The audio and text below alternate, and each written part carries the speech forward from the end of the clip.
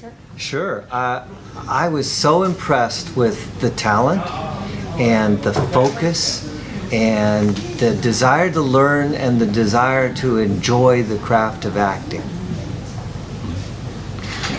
I think the same thing. I thought they were very brave and fearless and willing to jump off the cliff of acting. And they understood a lot to begin with. These were people, for the most part, who really, I felt like, had done a fair amount of acting and also had been trained well. So. And even if they weren't trained, as some less than others, there's a lot of subconscious learning that happens by watching television and watching movies. And I felt like so many of them wanted to emulate the good acting they've seen in television and movies, so they've learned a lot already, even if they haven't practiced it as much as some of the others in the class.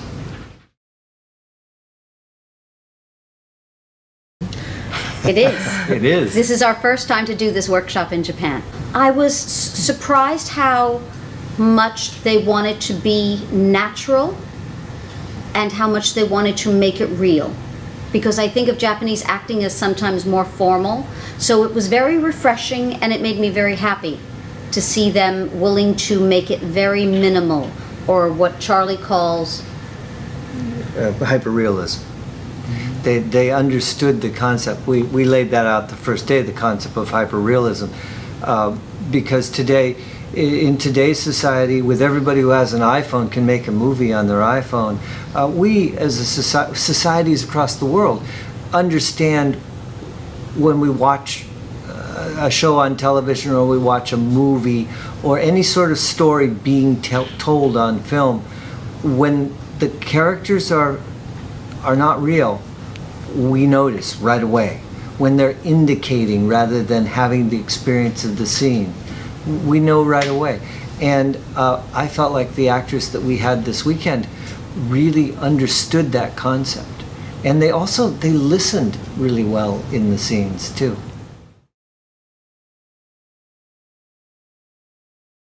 I think if they try hard and they overcome the language barrier so that they can speak American English so that it is completely understood by American watchers of television or films, that there will be no problem. I do believe the acting part of it, I saw a demonstration this weekend that they are very good at that.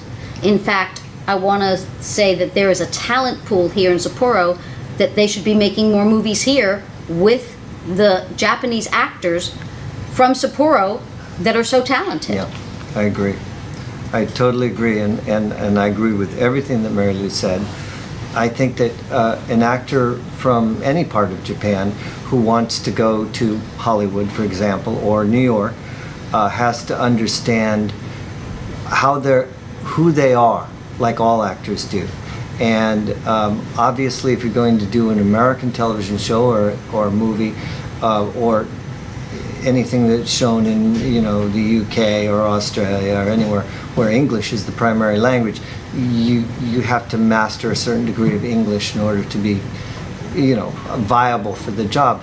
The job is probably going to be that of a Japanese immigrant or a first, or at best maybe a first generation, and the actor is probably going to have to understand that there are going to be certain stereotypes written in the script, which as an actor, believe me, I'm an actor, we all have to put up with that kind of thing. I mean, I go in I do a lot of jobs where I'm, the old bald guy. So that's just the way it is.